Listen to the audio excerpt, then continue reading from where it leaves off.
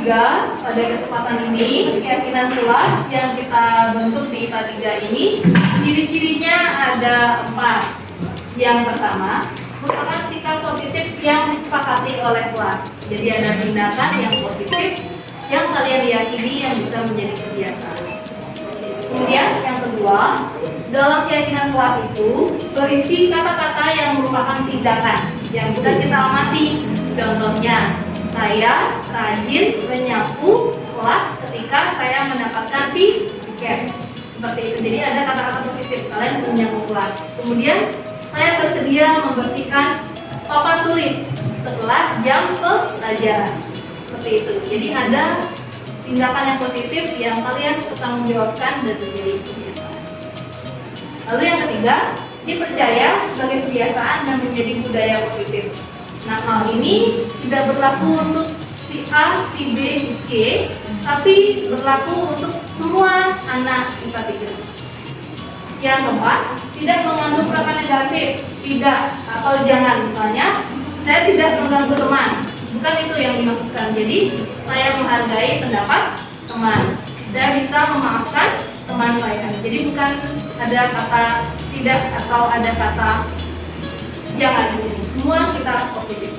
Demikian, ada pertanyaan anak-anak? Tidak. Terima kasih. Om Swastiastu. Kami dari SMA Negeri 11 Denpasar dari kelompok Liga Bright Queen. Adapun keyakinan dari kelas kami, yaitu yang pertama, saya menyimak perkataan guru dengan baik. Yang kedua, saya akan belajar dengan antusias dan percaya diri. Yang ketiga, saya akan selalu mematuhi tata tertib sekolah. Yang keempat, saya akan rajin belajar. Yang kelima, saya akan meminta izin untuk minum. Dan yang keenam, saya akan selalu berdoa sebelum belajar. Yang ketujuh, jika ada teman yang sakit di sekolah, saya akan mengantarnya ke UKM. Yang kedelapan, saya akan menyimpan uang kelas dengan baik dan benar serta membuat laporan keuangan kelas. Yang terakhir ada, jika ada dompet teman yang tertinggal di kelas, saya akan kembalikan pada teman. Demikian keyakinan kelas dari kelompok kami. Terima kasih atas kesempatan yang sudah diberikan dan mohon maaf jika ada kesalahan kata. Kami tutup dengan para santi. Om Santi Santi Santi Om. Om Swastiastu. Kami dari kelompok 2 Asis Masen Association SMA Negeri 11 Denpasar. Hari ini kami akan mempresentasikan mengenai keyakinan kelas 10 IPA 1 SMA Negeri 11 Denpasar. Yang pertama ada saya akan mengikuti pembelajaran dengan baik dan benar. Yang kedua, saya akan selalu memilah sampah organik maupun anorganik. Yang ketiga ada saya melaksanakan tugas dengan tertib. Yang keempat, saya akan selalu mematuhi protokol kesehatan. Yang kelima ada saya membawa buku pembelajaran di sekolah. Yang keenam, saya akan menekan atau menghargai guru saat berbicara di depan kelas. Yang terakhir ada saya akan mengerjakan tugas-tugas dengan baik. Sekian presentasi dari kelompok kami. Jika ada perkataan yang kurang berkenan, kami mohon maaf. Saya tutup dengan para wasanti. Om Santi Santi Santi Om.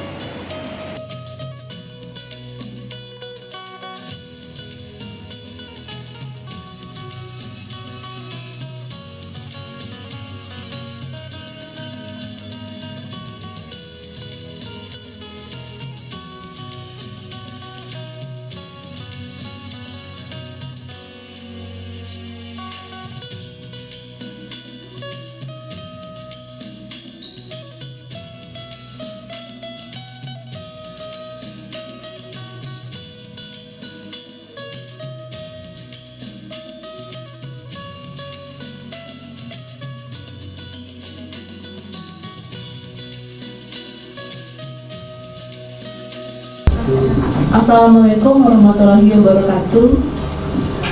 Salam sejahtera untuk kita semua, salam nama budaya dan salam kebajikan. Yang terhormat Kepala SMA Negeri 1 Kuta, yang telah berkenan hadir pada kesempatan ini. Yang terhormat pula Kepala SMA Negeri 11 Denpasar, Bapak Staf Wakasek SMA Negeri 1 Kuta, serta MGMP Bahasa Indonesia, MG Bimbingan Konseling, dan Bapak Ibu Guru yang kami banggakan. Mengawali kegiatan kita pada siang hari ini, marilah kita memanjatkan puji syukur kehadapan Tuhan Yang Maha Esa, Ida Sang Widiwasa, karena kita telah diberikan kesehatan dalam keadaan sehat walafiat untuk bisa mengikuti sosialisasi yang bertajuk Filosofi Pemikiran Ki Hajar Dewantara dan Budaya Positif di SMA Negeri 1 Kuta pada Sabtu 5 Februari 2022.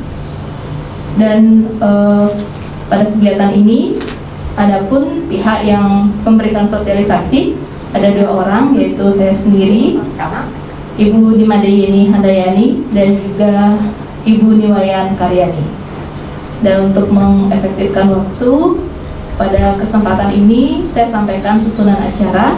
Yang pertama adalah kita akan memanjatkan doa bersama, kemudian dilanjutkan dengan penyampaian sambutan dari Bapak Kepala SMA Negeri 1 Kuta, pemaparan materi, sesi tanya jawab, dan juga penutup. Baik, sebagai umat beragama, marilah kita memanjatkan doa. Bapak Ibu hadirin kami mohon untuk berdiri.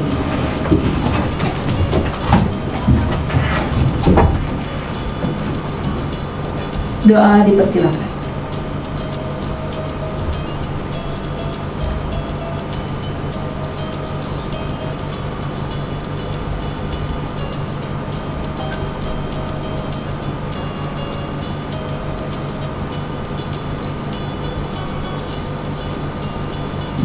Doa dapat diakhiri. Bapak Ibu disilakan untuk duduk kembali. Baik Bapak Ibu, kami lanjutkan dengan acara yang kedua, yaitu adanya penyampaian sambutan dari Kepala SMA Negeri 1 Kuta kepada Bapak Dr. Andes Ketut Sumadiarto MPD. Kami persilakan.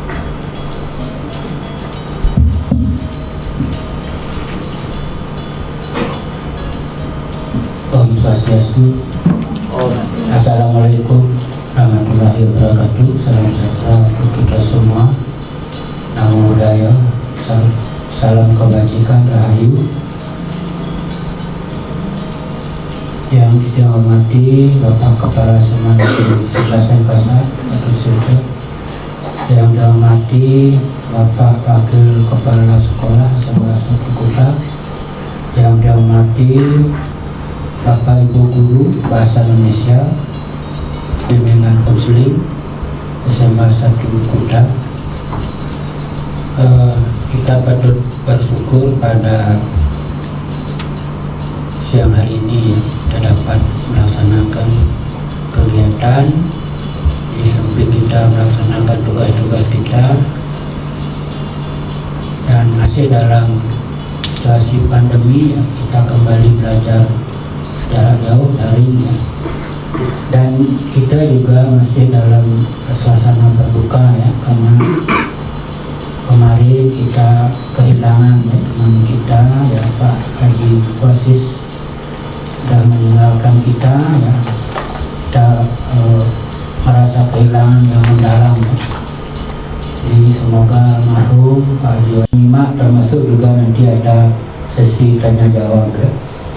Yang sudah tentu kegiatan ini kita mengimplementasikan, menjabarkan visi pendidikan Indonesia ya. Jadi terciptanya pendidikan yang mengarah kepada profil pelajar Pancasila ya, yang ada 6 dimensi itu yang sudah pernah saya sampaikan saat LDK itu ya. Jadi itulah yang ini kita wujudkan ya, dari Mas Menteri wujudkan Merdeka Belajar itu. Nah, mulai dari peningkatan SDM kepala sekolah dan guru, salah satunya inilah kegiatannya adalah seperti ini. Nanti mohon disimak, diikuti kegiatan ini dengan baik, karena ini juga akan sebagai dokumen ya untuk pelaporan nanti kegiatan ini. Jadi yang minta kepada ibu-ibu nanti yang sebagai penyaji agar membuatkan laporan kegiatan ini ya, karena kalau tidak melaksanakan ya, tugas-tugas yang dibebankan itu, tentu nanti penilaiannya tidak ada ya, mendapatkan nilai nol nanti. Nah, inilah mudah-mudahan jadi disiplin ya mengerjakan tugas-tugas yang dibebankan selama pelatihan ini ya, sampai bulan Agustus. Mudah-mudahan nanti bisa lolos sebagai guru penggerak ya. Sasaran kita itu adalah bisa lolos ya, nanti ini kan masih dalam tahapan mengikuti pelatihan-pelatihan ya. Jadi untuk itu tugas-tugas yang dibebankan selama pelatihan ini mohon dilaksanakan, dikerjakan dengan baik, termasuk juga usahakan mendapat nilai yang maksimal, yang optimal lah, sehingga nanti betul-betul kalau sudah menjadi guru penggerak itu bisa kita imbaskan ya, kepada teman-teman guru di sekolah, termasuk juga kepada anak didik kita ya, kepada peserta. Nah ini yang sekali lagi mengucapkan terima kasih sudah melaksanakan ya, sudah menyiapkan melaksanakan ya, karena sebelumnya sudah disiapkan dengan baik oleh Ibu Diani dan Bu Karyani ya, jadi dengan mengundang MGMP, Bahasa Indonesia dan BK ya. Nah ini diikuti sehingga nanti kegiatan-kegiatan yang lain bisa juga dilaksanakan ya, selain yang ini ya, sosialisasi ini ya. Nah itu yang saya sampaikan, kurang lebihnya mohon maaf. Sekali lagi sosialisasi pengemasan ini ya, dengan topik filosofi pemikiran Ki Hajar Dewantara dan budaya positif di SMA Negeri 1 Kuta pada hari Sabtu 5 Februari 2022 silakan bisa dilaksanakan dan dilanjutkan. Terima kasih. Yang akhiri dengan Parang Santi Om Santi Santi Santi Om. Assalamualaikum warahmatullahi wabarakatuh. Salam sejahtera untuk kita semua. Sukses semua.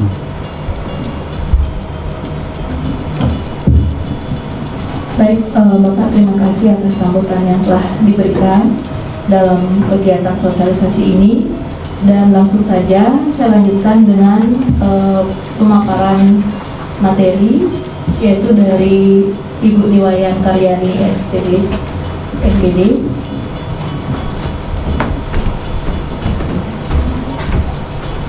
Kepada Bu Ayang Karyani.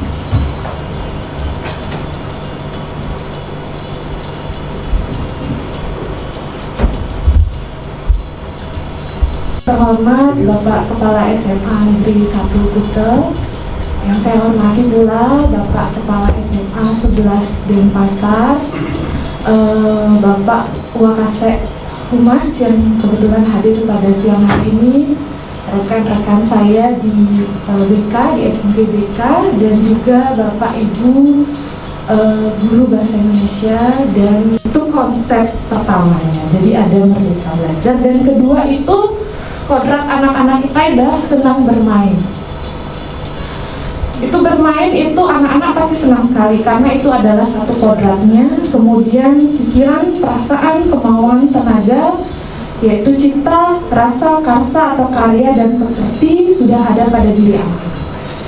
Sehingga kadang permainan yang kita tampilkan atau permainan yang ada dalam masyarakat itu melibatkan semua cipta, rasa, karsa, karya dan juga pekerti. Sehingga dalam pembelajaran, nantinya pendidikan kita di sekolah juga bisa dijadikan sebagai sarana untuk memberikan pemahaman pada siswa dengan permainan.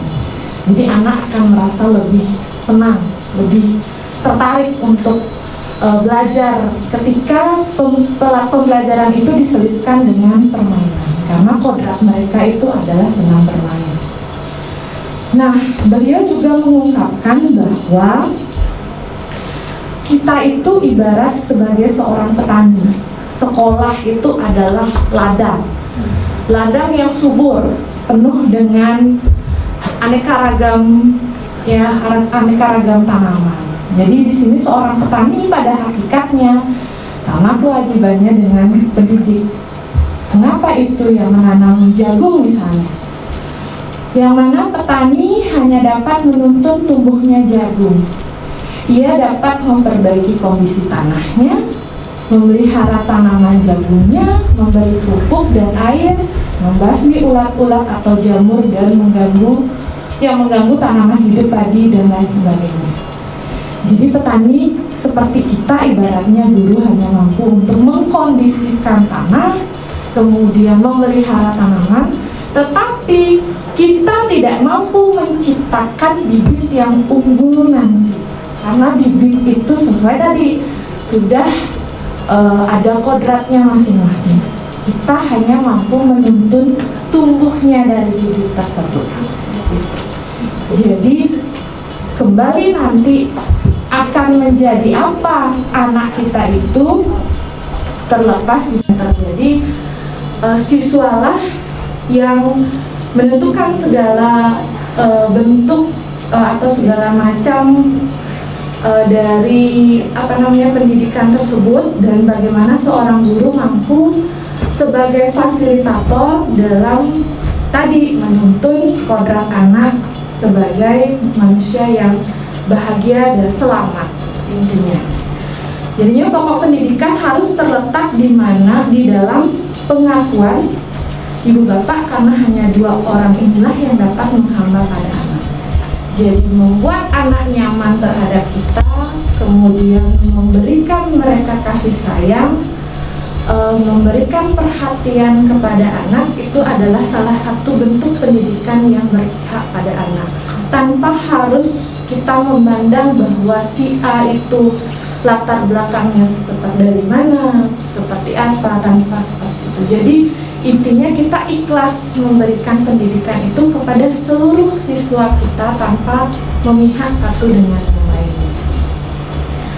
Nah, tadi sudah disebutkan juga oleh Bapak Kepala Sekolah bahwa arah dari pendidikan kita saat ini adalah di mana menciptakan siswa yang memiliki profil pelajar Pancasila, yang mana ada 6 di sini, yaitu beriman dan bertakwa kepada Tuhan, kemudian mandiri, bernalar, kritis, kreatif, bergotong royong, dan berkebinekaan global. Jadi 6 profil pelajar Pancasila inilah yang nantinya diharapkan mampu tercipta oleh anak-anak kita melalui pendidikan kita, di mana penerapan budaya positif seperti religius, disiplin, dan toleransi antar sesama dikaitkan nanti dengan profil pelajar Pancasila ini. Nah, kemudian guru penggerak itu diharapkan seperti apa? Ini ada 5 macam peran ya dari guru penggerak. Yang pertama itu mandiri, artinya tidak bergantung untuk mengkondisikan tanah, kemudian memelihara tanaman, tetapi kita tidak mampu menciptakan bibit yang unggul nanti, karena bibit itu sesuai tadi sudah ada kodratnya masing-masing. Kita hanya mampu menuntun tumbuhnya dari bibit tersebut. Jadi kembali nanti akan menjadi apa anak kita itu terlepas juga dari bagaimana cara kita untuk menghamba pada anak. Yang ini menarik buat kami karena masih banyak pembelajaran kita di sekolah itu adalah teacher center atau berpusat kepada guru. yang mana dalam filosofi Ki Hajar Dewantara, pendidikan itu hendaknya berpusat pada siswa, artinya student center. Jadi siswalah yang menentukan segala bentuk atau segala macam dari pendidikan tersebut, dan bagaimana seorang guru mampu sebagai fasilitator dalam tadi menuntun kodrat anak sebagai manusia yang bahagia dan selamat. Jadinya pokok pendidikan harus terletak di mana? Di dalam pengakuan ibu bapak, karena hanya dua orang inilah yang dapat menghamba pada anak. Jadi membuat anak nyaman terhadap kita, kemudian memberikan mereka kasih sayang, memberikan perhatian kepada anak, itu adalah salah satu bentuk pendidikan yang berpihak pada anak. Tanpa harus kita memandang bahwa kita itu latar belakangnya seperti dari mana, seperti apa, tanpa. Jadi intinya kita ikhlas memberikan pendidikan itu kepada seluruh siswa kita tanpa memihak satu dengan yang lain. Nah, tadi sudah disebutkan juga oleh Bapak Kepala Sekolah bahwa arah dari pendidikan kita saat ini adalah gimana menciptakan siswa yang memiliki profil pelajar Pancasila, yang mana ada 6 di sini, yaitu beriman dan bertakwa kepada Tuhan, kemudian mandiri, bernalar, kritis, kreatif, bergotong royong kepada orang lain yang bisa menyelesaikan tugas-tugas dengan baik, kemudian refleksif, melakukan refleksi terhadap proses mengajar, kemudian mengevaluasi kelebihan dan kekurangan, kemudian kolaboratif. Ya, ini yang kita harapkan dari hasil sosialisasi ini kepada Bapak Ibu Guru, supaya mampu nantinya kita bekerja sama. Ya, menciptakan budaya positif itu kemudian kita dapat melahirkan anak-anak kita yang memiliki profil pelajar Pancasila. Kemudian berpihak pada positif dan juga memiliki iklim yang bagus. Nah, bagaimana kita mampu meningkatkan dan mempertahankan budaya tersebut, kita berkolaborasi bersama agar mampu seperti tujuan kita tadi, menciptakan siswa yang memiliki profil pelajar. Nah, berikutnya terkait dengan budaya positif akan dipaparkan oleh rekan saya, Ibu Yuni Handayani. Untuk waktu saya persilakan.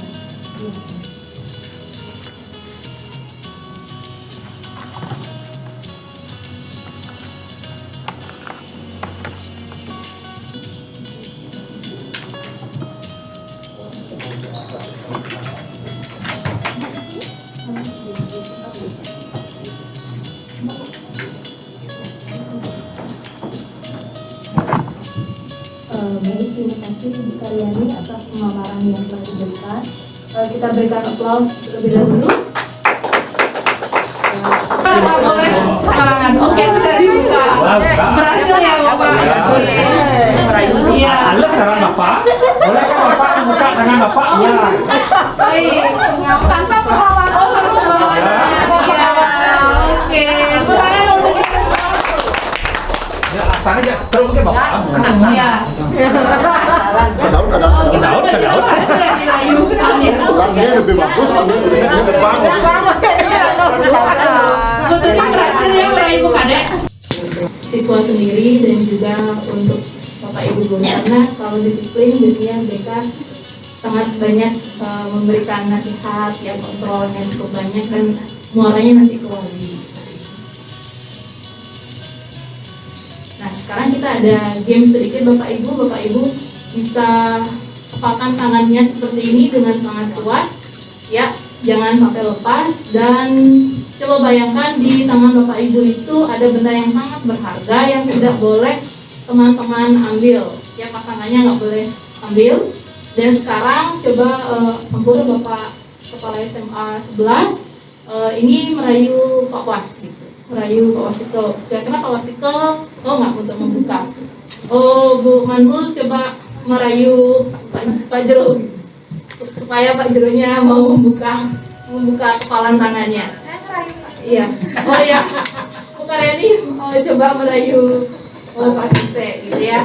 Hanya 1 menit saja, jadi tidak boleh. Begitu juga Bu Tuti bisa merayu Bu Kade, Bunda bisa merayu Bu Mekar, Bu Gong Sada, Pak Gunung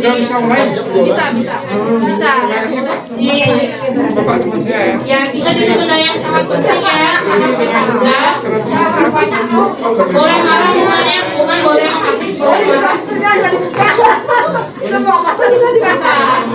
Ya, jadi berharga nggak boleh karangan. Oke, sudah dibuka. Berhasil ya, Bapak. Ya. Alas tangan Bapak. Bolehkah Bapak membuka tangan Bapak? Iya. Baik. Oh, ya.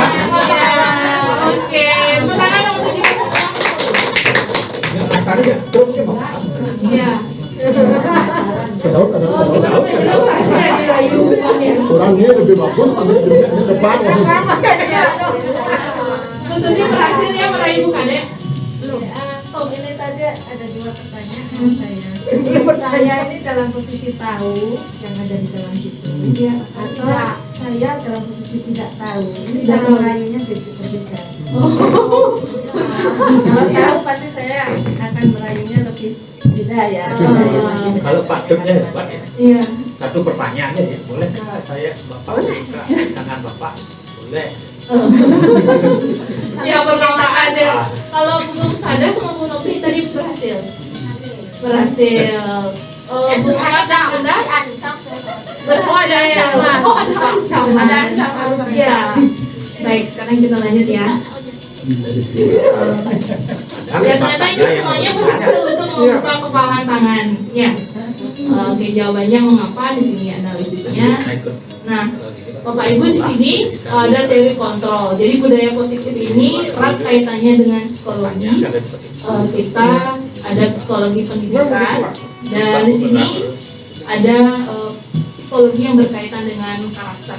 Jadi menurut Dr. William Glasser, dia menyampaikan bahwa ada miskonsepsi tentang kontrol.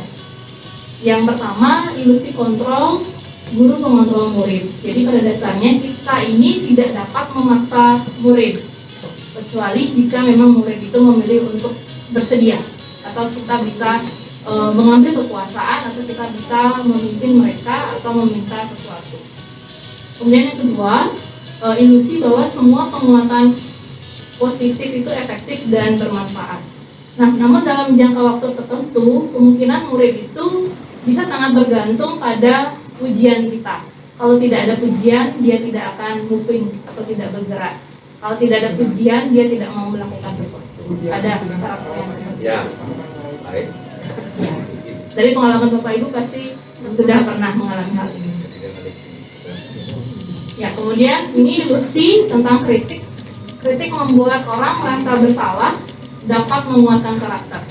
Ternyata bagi remaja itu kritik justru bisa menggagalkan identitas. Artinya muncul ya kondisi seperti anak yang kedua ini banyak dikritik. Yang pertama, kemudian dia akan merasa frustasi. Lalu yang keempat, ilusi bahwa orang dewasa memiliki hak untuk memaksa. Seperti kita dipaksa oleh dua personil yang memaksa kita, seperti Bion ini. Lama kelamaan nanti dampaknya adalah permusuhan yang akan terbentuk karena tidak diberikan kekuasaan untuk mengambil keputusan. Saya lanjutkan. Menurut Stephen R. Covey tahun 1991 mengenai Principle Centered Leadership, jadi Stephen Covey ini adalah seorang motivator juga. Dia menyampaikan bila kita dapat membuat kemajuan perlahan, ya tidak signifikan tapi pelan-pelan, sedikit-sedikit ubahlah sikap atau perilaku Anda. Jadi kembalikan ke individu bahwa kita yang harus mengubah sikap kita. Namun apabila kita ingin memperbaiki cara-cara utama kita, maka kita perlu mengubah kerangka acuan kita. Yang terakhir, ubahlah bagaimana Anda melihat dunia, ubahlah paradigma Anda. Jadi kita diminta untuk mengubah mindset kita. Kalau sebelumnya kita memandang bahwa corona ini membuat sesuatu itu segalanya menjadi sangat lambat, tapi kalau kita ubah mindset kita, ternyata virus ini bisa membuat udara menjadi lebih bersih, kemudian kota menjadi lebih nyaman. Kita mengubah mindset seperti itu kan. Saya lanjutkan dengan teori kontrol tentang dunia. Ada 8 teori kontrol. Yang pertama, realitas kebutuhan kita berbeda. Seseorang yang di wilayah perkotaan kebutuhannya pasti berbeda dengan orang-orang yang di daerah pedesaan. Misalnya di daerah perkotaan dia ingin kebutuhan akan ketenangan, biasanya berkunjung ke desa, ke villa. Kemudian yang di perkotaan, yang di pedesaan inginnya ke pantai. Seperti itu, kebutuhan kita berbeda-beda. Setiap orang memiliki gambaran yang berbeda-beda. Kita punya mindset yang berbeda-beda dan kita patut untuk menghargai setiap pemikiran seseorang. Yang ketiga, kita berusaha memahami pandangan orang lain tentang dunia. Ya, jika seseorang punya opini A, B, C, kita tidak boleh memaksakan. Karena kembali tadi ke teori kontrol, kita tidak bisa memaksakan orang lain kecuali orang itu mengizinkan kita untuk mengontrol dirinya. Yang keempat, semua perilaku memiliki tujuan. Nah, Bapak Ibu pasti pernah melihat murid-murid yang banyak pakai aksesoris atau yang sekarang rambutnya diwarnai ya. Adik mungkin pernah mengalami kasus melihat murid-murid rambutnya diwarnai, itu pasti ada tujuannya. Mengapa siswa itu melakukan hal itu? Untuk daya tarik biasanya. Ya, sebagai center. Kemudian yang kelima, hanya Anda yang bisa mengontrol diri Anda. Ya, kita sendiri yang bisa mengambil keputusan, mengambil kendali, sehingga semua tanggung jawab itu ada di tangan kita sendiri. Yang keenam, Anda tidak bisa mengontrol orang lain. Tapi tadi berhasil ya Bapak Ibu di sini dikontrol orang lain, berarti murah hati semuanya. Ya, dengan perkataan misalkan Bapak membuka tangan Bapak seperti itu tadi ya, Pak Dewas. Kemudian Bu Mahmud juga berhasil mengontrol Pak Jero. Ya berarti semuanya bermurah hati di sini karena mengizinkan orang lain untuk mengontrol dirinya.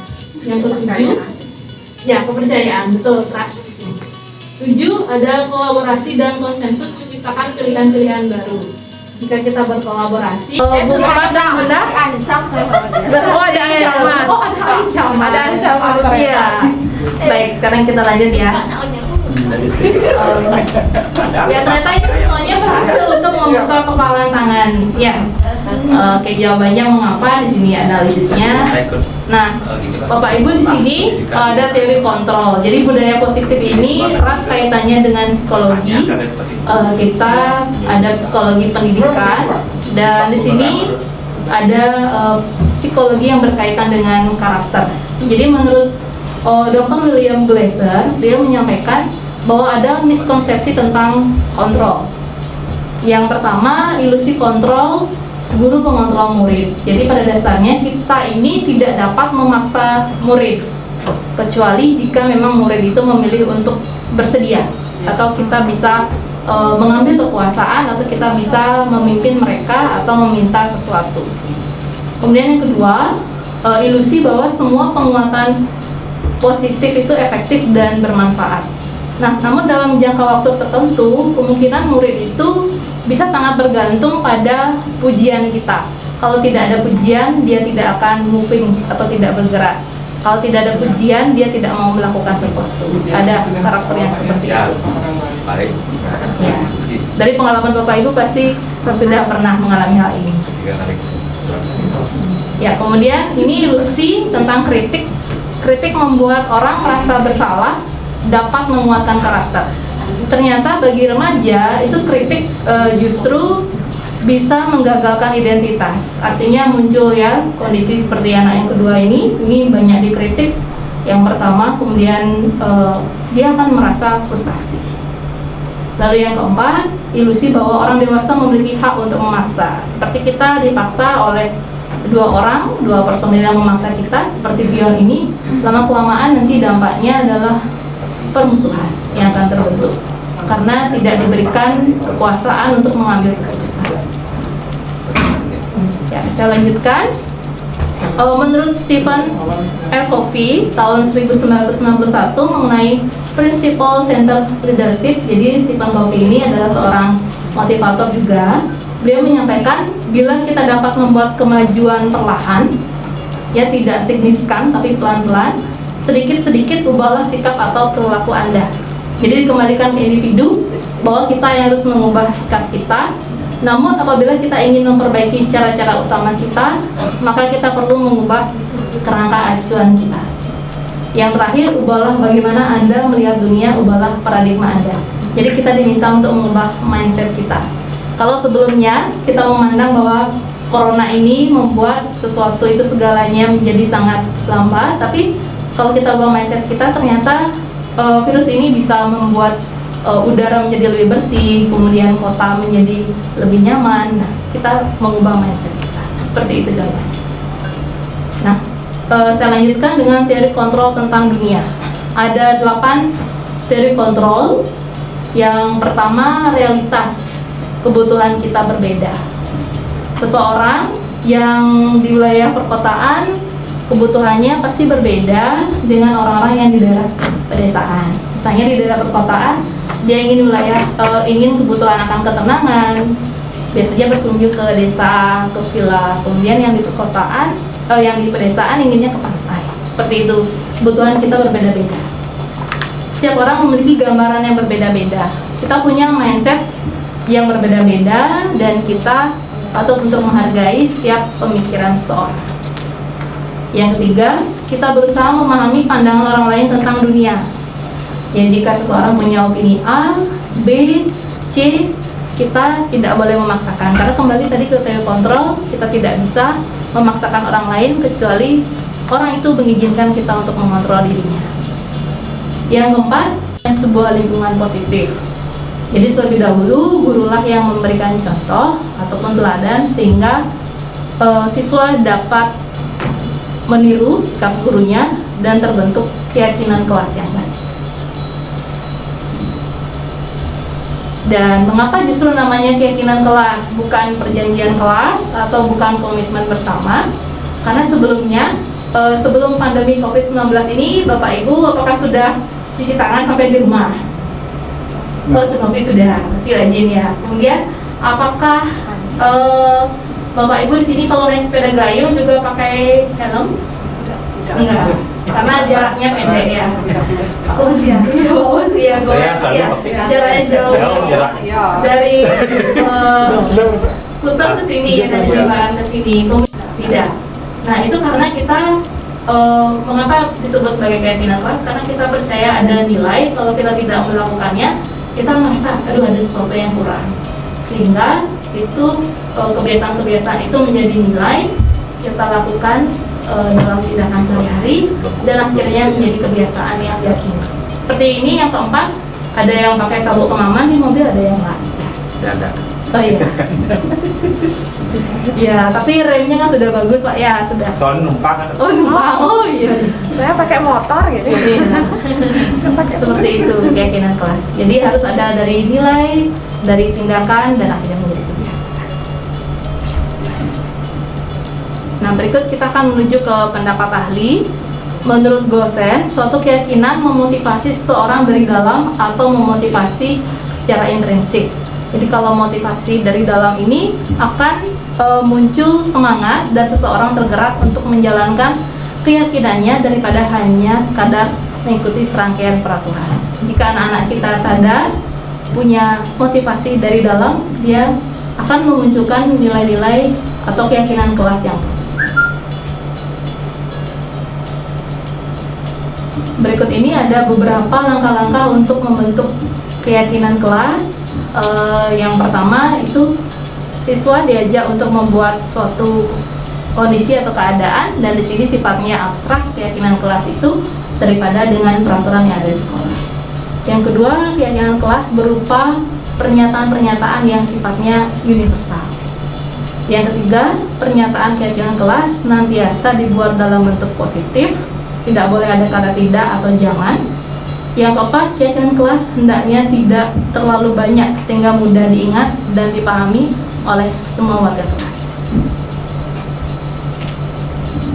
Yang kelima, keyakinan kelas sebaiknya sesuatu yang dapat diterapkan di lingkungan tersebut.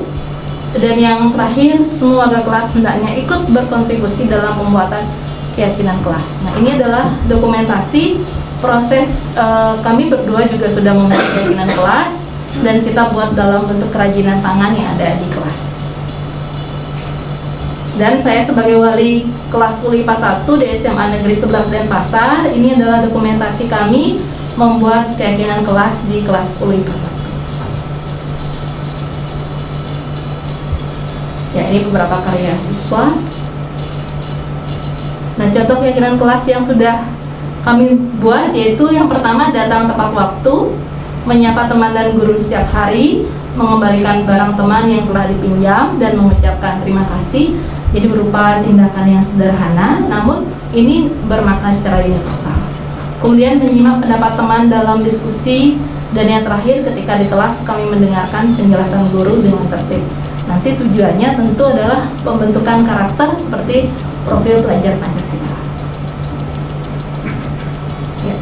Saya lanjutkan dengan 5 kebutuhan dasar manusia. Ya, Bapak Ibu, sebagai manusia makhluk sosial, ada 5 kebutuhan dasar yang wajib kita penuhi. Yang pertama, survival, bertahan hidup. Ya, kita perlu konsumsi makanan, kemudian olahraga, kesehatan, menjaga daya tahan tubuh kita dengan baik, kemudian sandang, pangan, papan. Yang kedua, adanya cinta dan kasih sayang. Seperti ini, kebutuhan akan kesenangan, kebebasan, dan adanya kekuasaan.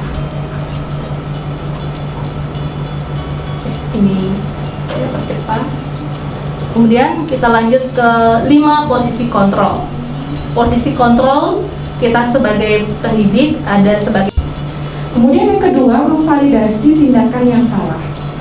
Jadi guru menganalisis bahwa tindakan siswa yang salah memiliki penyebab atau terdapat motivasi tertentu yang memberikan pengaruh perkataan yang diucapkan oleh guru. Misalnya begini, kamu pasti punya alasan untuk melakukan itu. Jadi sebelum kita menjudge siswa kita, kamu salah, kita cari tahu terlebih dahulu apa yang melatar belakangi siswa kita itu melakukan tindakan yang salah atau keliru tersebut. Jadi kita validasi dulu, kita tahu penyebabnya, kemudian kita yakini kembali, kita tanyakan keyakinannya seperti apa. Guru mengingatkan siswa dengan keyakinan kelas yang tadi yang telah dibuat bersama-sama pada awal pembelajaran. Jadi guru membimbing siswa menemukan solusi terhadap kesalahan yang dilakukan. Perkataan guru itu bisa seperti, apakah kamu masih ingat dengan keyakinan kelas kita? Jadi kita kembali setelah kita melakukan, setelah kita membuat keyakinan kelas, ketika ada siswa yang melakukan kesalahan atau berbuat keliru yang mana berkaitan dengan pelencengan dari keyakinan kelas itu, kita tanyakan kembali pada keyakinan kelas itu. Baik, itu saja dari kami. Terima kasih atas perhatian Bapak Ibu semua. Semoga semua berbahagia dan tetap semangat. Nah, ya, tepuk tangan loh. Terima kasih. Berikutnya kami akan buka dengan sesi diskusi. Silahkan Bapak Ibu yang memiliki pertanyaan bisa mengajukan pertanyaan. Kami persilakan.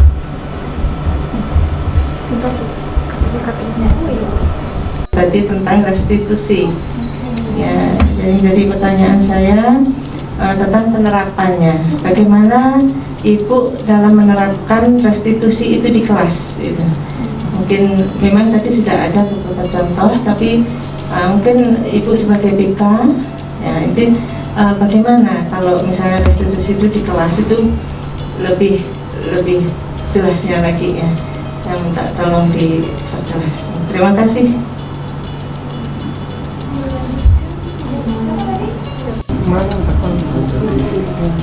Terima kasih atas kesempatan. Mungkin yang bertanya kepada Bu Ani ya. Tadi disebutkan mengenai filosofi pendidikan menurut Ki Hajar Dewantara adalah berpihak kepada anak. Menurut Ibu, pendidikan berpihak kepada anak yang seperti apa dapat diaplikasikan ke dalam layanan BK bimbingan khusus? Terima kasih. Kesempatan yang diberikan kepada saya. menyimak dan mendengarkan pemaparan dari Ibu berdua. Sejujurnya sangat membuat mindset kita berubah gitu, karena apa yang dipaparkan itu sangat bagus sekali gitu. Mohon plus sekali lagi untuk Ibu Yani dan pertama saya teringat dulu ketika masih SPG juga dan kuliah di Singaraja, ternyata materi-materi yang disampaikan tadi itu yang diberikan, tapi kita lupakan ya. Ketika ada program guru penggerak ini kembali kita diingatkan oleh calon-calon guru penggerak filosofi pendidikan Ki Hajar Dewantara gitu ya.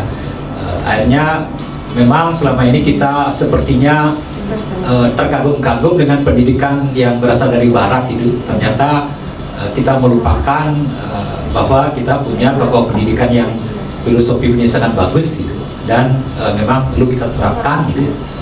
Mungkin setelah diterapkan mungkin banyak hambatan-hambatan yang dihadapi karena begitu gencarnya pengaruh dari barat gitu. Mudah-mudahan kita bisa menerapkan filosofi pendidikan Ki Hajar Dewantara itu yang intinya bahwa pendidikan itu berpusat pada anak gitu. Saya tidak bertanya, hanya ingin sharing aja dulu. Ketika saya dengan Bu ini kan pernah di DO Bu ini ya.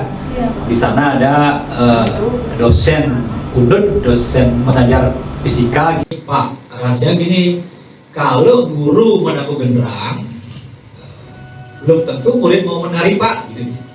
Tapi ketika siswa menabuh genderang, guru harus menari gitu. Jadi saya lama berpikir, oh betul juga ya, bahwa seperti yang dikatakan tadi itu, bahwa kita tidak bisa memaksakan keinginan kita pada anak, karena prinsip merdeka belajar itu kan pertama ada 3 yang tidak salah ya. Saya tadi simak itu pertama, saya bukan merdeka dulu pasti. Intinya bahwa merdeka belajar itu pertama siswa itu berdiri sendiri ya. Kedua, intinya nanti tidak setelah dia tamat maksudnya bisa berdiri sendiri, lalu tidak tergantung pada orang lain dan dapat mengatur dirinya sendiri. Kalau sejak awal sudah kita paksakan mereka sehingga ketika tamat kan tidak bisa berdiri, barangkali demikian maksudnya. Nah, akhirnya timbul sebuah pertanyaan, kira-kira setelah sekian banyak ada guru penggerak dibandingkan guru yang belum bergerak kan lebih sedikit ya guru penggeraknya. Kira-kira bisa nggak mewujudkan apa yang baru disampaikan itu kira-kira dalam jangka panjang, jangka menengah, jangka pendek, jangka menengah, atau jangka panjang? Karena kami guru-guru yang tidak guru penggerak kan sering juga diskusi di ruang guru.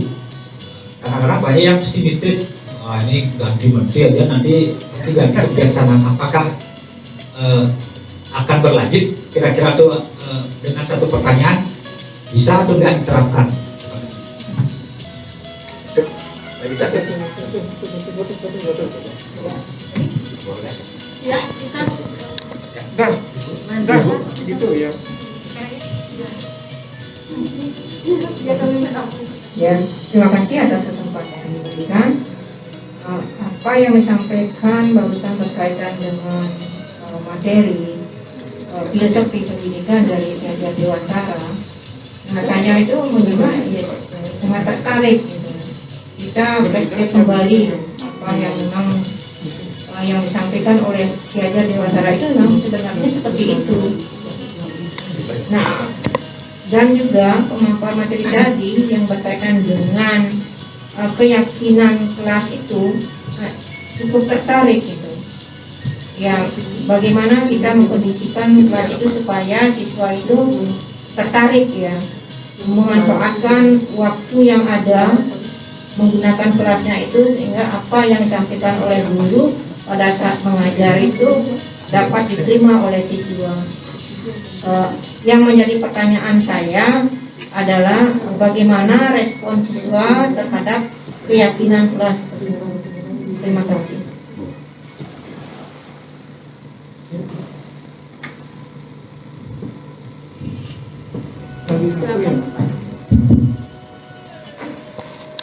Terima kasih atas waktunya. mungkin saya bertanya sedikit ya. Setiap anak memiliki potensi yang berbeda ya, kemudian dengan cara belajar yang berbeda. Itu ya, apalagi kita mengajar banyak gitu ya. Apalagi kita mengajar banyak gitu ya. Tentu guru itu ya membayangkan sangat susah kita akan mengikuti konsep mereka belajar nantinya. Nah, kira-kira gimana kita bisa mengubah paradigma Bapak Ibu guru sehingga nanti mereka bisa menerapkan konsep ini sehingga tidak ada lagi wacana bahwa itu susah gitu. Tetapi bahwa konsep itu akan membantu anak kita untuk merelasikan dirinya menjadi pelajar yang memiliki profil Pancasila. Terima kasih.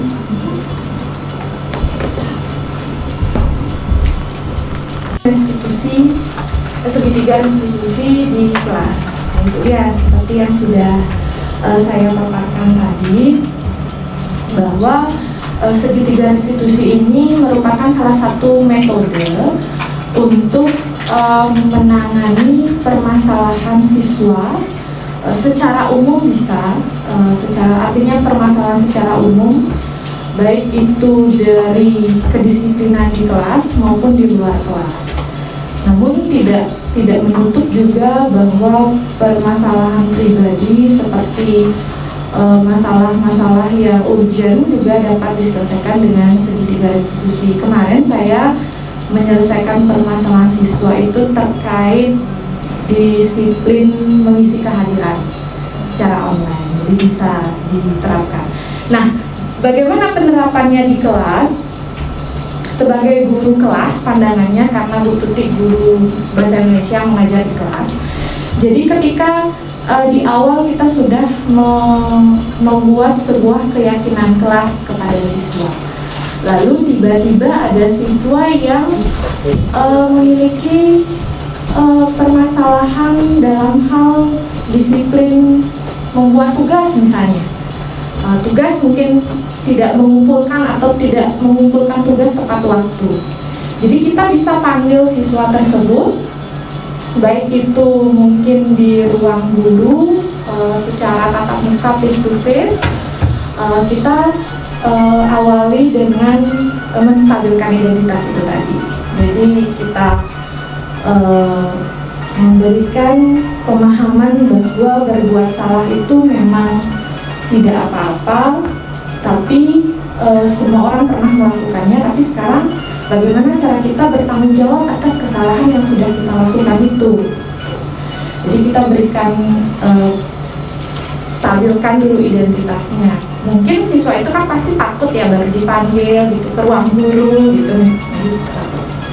Kemudian kita validasi tindakan yang salah itu dengan apa sih alasan kamu atau apa yang melatar belakangi kamu sehingga kamu tidak menyelesaikan tugas-tugas yang ibu berikan. Mungkin itu ya Bu Tuti ya, mungkin kita cari tahu dulu masalahnya apa. Kemudian barulah kita tanyakan lagi, apa kamu masih ingat dengan keyakinan kelas? Misalnya kalau di keyakinan kelasnya itu adalah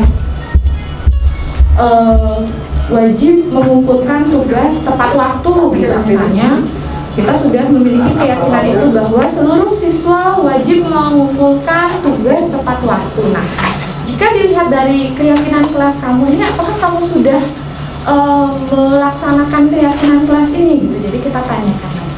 Jika siswa mengatakan belum Bu, nah berarti bagaimana supaya keyakinan kelas ini kamu sesuaikan dengan yang sudah kita sepakati di kelas? Mungkin itu gitu ya.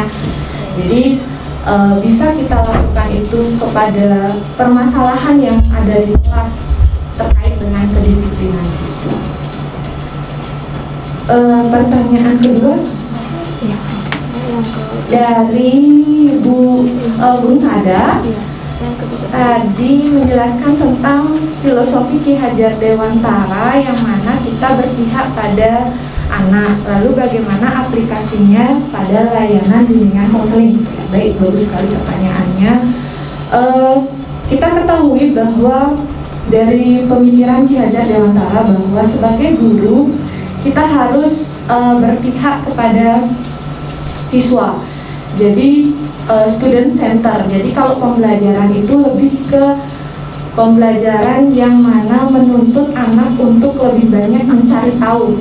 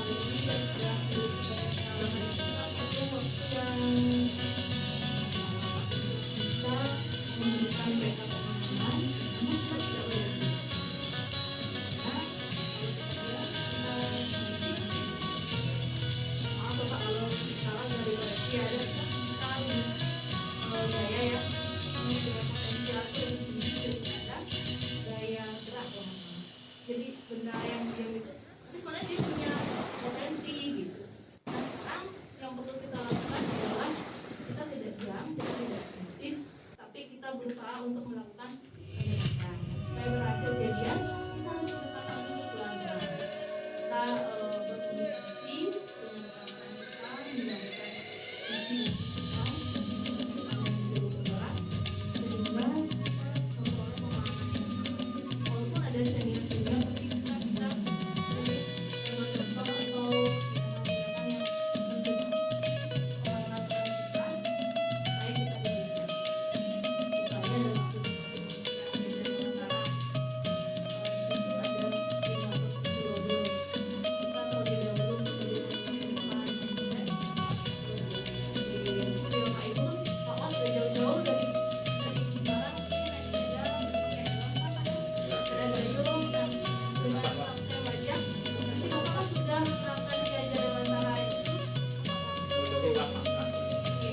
Misalnya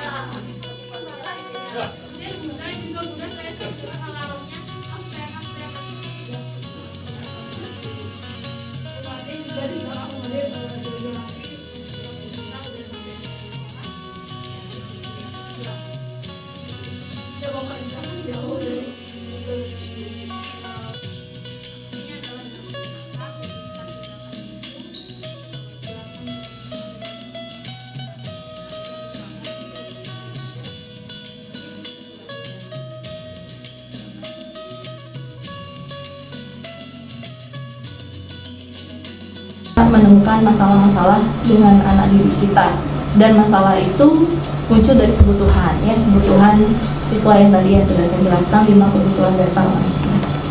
Kemudian untuk jangka menengahnya, di sini jangka menengah yang kami lakukan itu, yaitu kami tetap memberikan sosialisasi minimal di MGMP.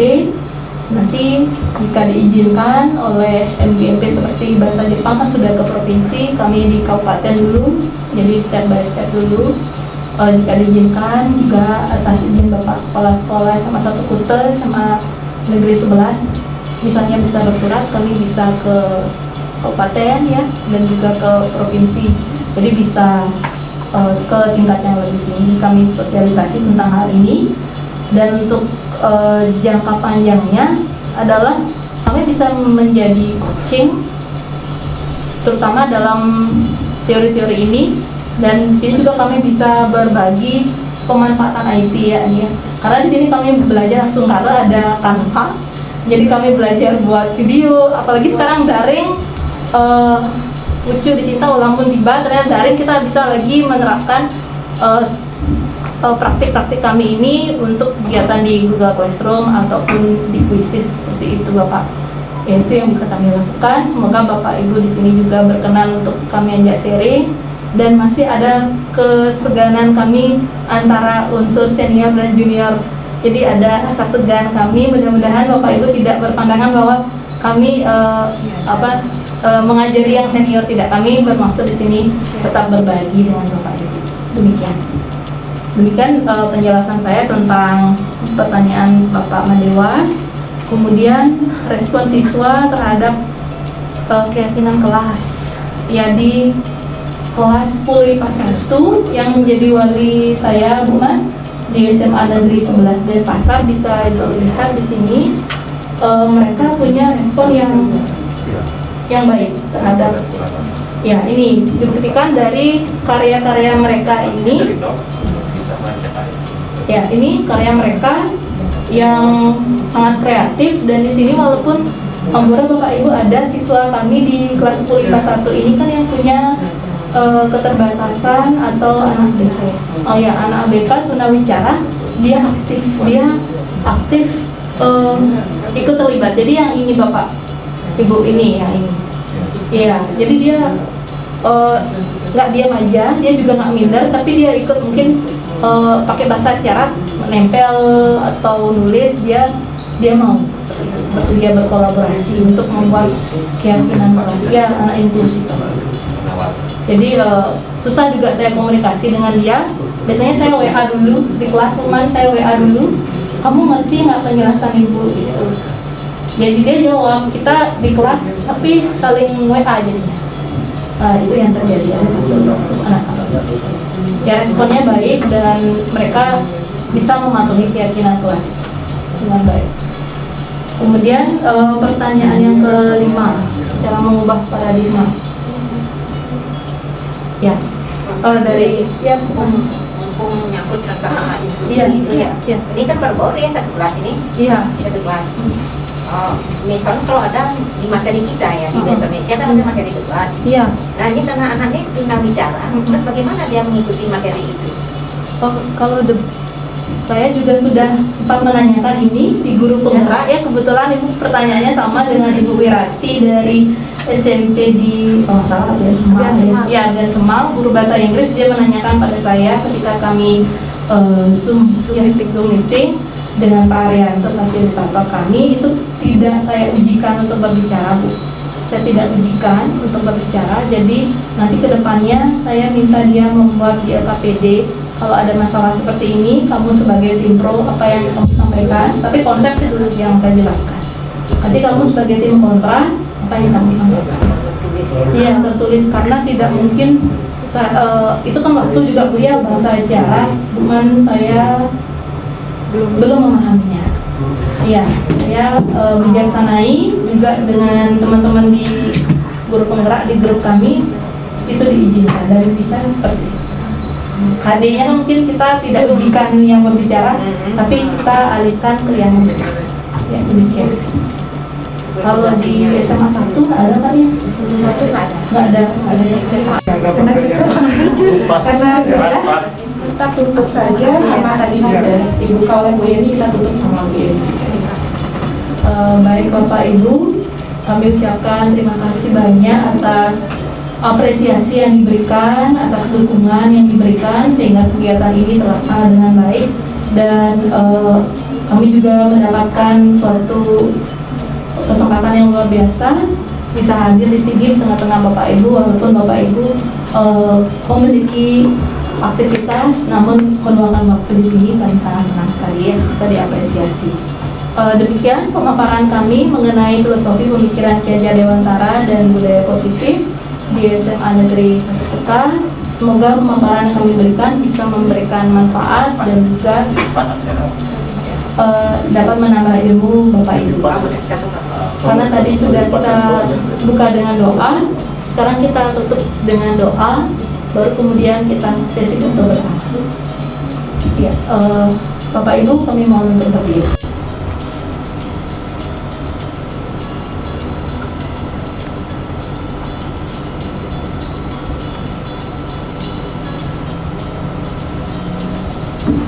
Doa dapat dihadiri. Kami tutup dengan mengucapkan Parama Santi. Om Santi Santi Santi Om. Wassalamualaikum warahmatullahi wabarakatuh. Salam budaya dan santun. Selamat sore. Kita foto bersama Bapak Ibu. Om Swastiastu. Perkenalkan, nama saya Niluh Hutu Megalstari dari kelas 10 IPA 1 SMA Negeri 11 Navasa. Kesan dan harapan saya terhadap keyakinan kelas yang saya dan teman-teman saya buat. Kesan saya terhadap adanya keyakinan kelas ini adalah sangat bermanfaat sekali bagi saya beserta teman-teman di kelas. Di samping itu, keyakinan kelas ini juga dapat penumbuhan karakter yang kuat melalui penanaman budaya positif sekolah, yang menjadi sangat penting untuk diimplementasikan. Di samping itu, harapan saya untuk kedepannya terhadap keyakinan kelas yaitu yang pertama, semoga adanya penanaman budaya positif ini yang akan menjadi bekal hidup murid untuk selamat dan bahagia. Yang kedua, menjadikan keyakinan kelas sebagai dasar penerapan budaya positif dan pembiasaan yang terpola secara otomatis dan membantu mewujudkan profil pelajar Pancasila. Yang terakhir adalah yang ketiga, menciptakan proses berpikir kritis, kreatif, reflektif, dan terbuka dalam penggali nilai-nilai kebijakan universal dari keyakinan kelas. Sekian dari saya dan saya akhiri dengan Parama Santi. Om Santi Santi Santi Om.